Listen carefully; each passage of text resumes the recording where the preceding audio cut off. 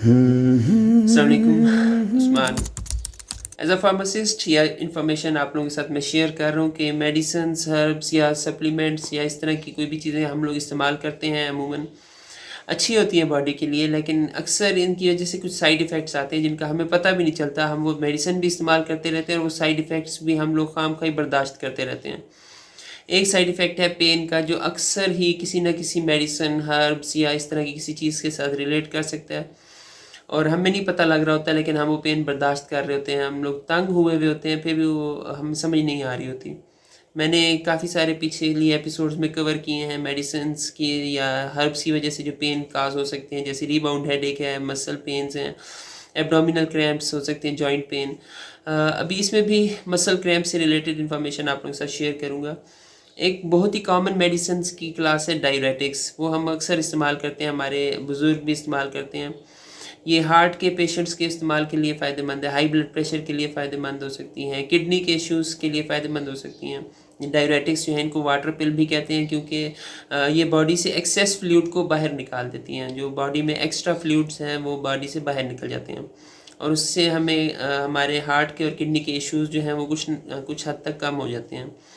लेकिन इसका एक साइड इफ़ेक्ट है कि इसकी वजह से मसल क्रैम्प्स भी हो सकते हैं।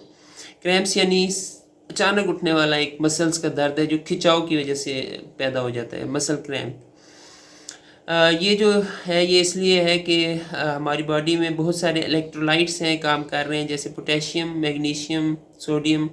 तो पोटेशियम का अगर लें हम लोग तो ये बॉडी से बाहर निकल जाते हैं ये इलेक्ट्रोलाइट्स, और ये सारे इलेक्ट्रोलाइट्स जब बॉडी से बाहर निकलते हैं तो हमारे मसल सही तरह से काम नहीं कर पाते, क्योंकि मसल्स को ये इलेक्ट्रोलाइट्स पोटेशियम, सोडियम, मैग्नीशियम वगैरह और भी हो सकते हैं, ये इलेक्ट्रोलाइट्स ज़रूरत होते हैं ताकि वो इजीली कंट्रैक्ट कर सकें, रिलैक्स कर सकें, अपना काम कर सकें यानी आसानी से। लेकिन जब ये बॉडी से बाहर निकल जाते हैं, एक्सेस फ्लूइड बॉडी से बाहर निकलता है, ये इलेक्ट्रोलाइट्स भी बाहर निकलते हैं डायरेटिक्स के इस्तेमाल के बाद।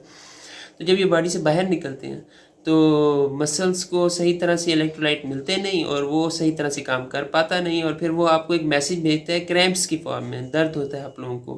तो अगर पोटेशियम का स्पेसिफिक लें तो बॉडी से जब पोटेशियम निकलता है तो इसे हाइपोकैलीमिया कहते हैं। बॉडी में पोटेशियम की कमी हो जाना हाइपोकैलीमिया कहलाता है, और हाइपोकैलीमिया की वजह से मसल फटीग हो सकता है, आपको थकान महसूस होगी, वीकनेस आएगी आपके अंदर, और मसल क्रैम्प्स तो हैं ही हैं। आप लोग इसके नतीजे में एक चीज़ जो पहली कर सकते हैं वो ये कि अपने इलेक्ट्रोलाइट के लेवल्स को चेक करें। एक सिंपल ब्लड टेस्ट होगा, वो आप लोग कराएंगे और आप लोगों को पता लगेगा कि आपके बॉडी में इलेक्ट्रोलाइट्स की कमी हो रही है, पोटेशियम वगैरह की कमी हो रही है या नहीं हो रही है। फिर उसके बाद आप लोग ये काम और कर सकते हैं कि जो डाइट है जिसके अंदर पोटेशियम की अमाउंट ज़्यादा होगी, जैसे केले हो सकते हैं, आलू हो सकते हैं, पालक, ऐसी डाइट का इस्तेमाल शुरू करें ताकि पोटेशियम आपकी बॉडी में बेहतर होता रहे, इलेक्ट्रोलाइट्स की अमाउंट बेहतर होती रहे बॉडी के अंदर। फिर आपको डॉक्टर से बात कर सकते हैं आप लोग, वो आपको सप्लीमेंट्स दे सकते हैं, जैसे पोटेशियम सप्लीमेंट्स।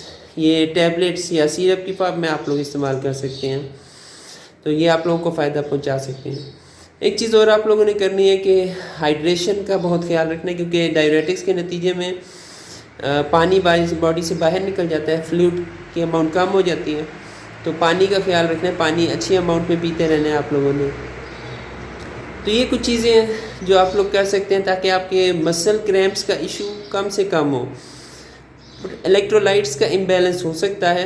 अब अगर आप डायरेटिक्स का ख्याल ना करें, फ़र्ज़ कि आप डायरेटिक्स कोई पेशेंट नहीं खा रहे और फिर भी मसल क्रैम्प्स हो रहे हैं, तो आप लोग समझ सकते हैं कि इलेक्ट्रोलाइट्स का इम्बैलेंस हुआ पड़ा है बॉडी के अंदर। आप लोगों ने अपने इलेक्ट्रोलाइट्स पूरे करने हैं। एक बहुत कॉमन मेडिकल स्टोर से मिलने वाली चीज़ है ORS, वो भी आप इस्तेमाल कर सकते हैं। तो बहरहाल जब भी कोई चीज़ इस्तेमाल करेंगे, बेहतर ये है कि आप लोग एक्सपर्ट से मशवरा कर लें, एडवाइस से बेहतर है वो चीज़ इस्तेमाल करना, आप लोग के लिए फ़ायदेमंद ही होगी। कोई फ़ायदेमंद चीज़ भी अगर एडवाइस के बगैर इस्तेमाल करेंगे, आपको नहीं पता, शायद हो सकता है उसकी वजह से कोई नुकसान आपको उठाना पड़ जाए।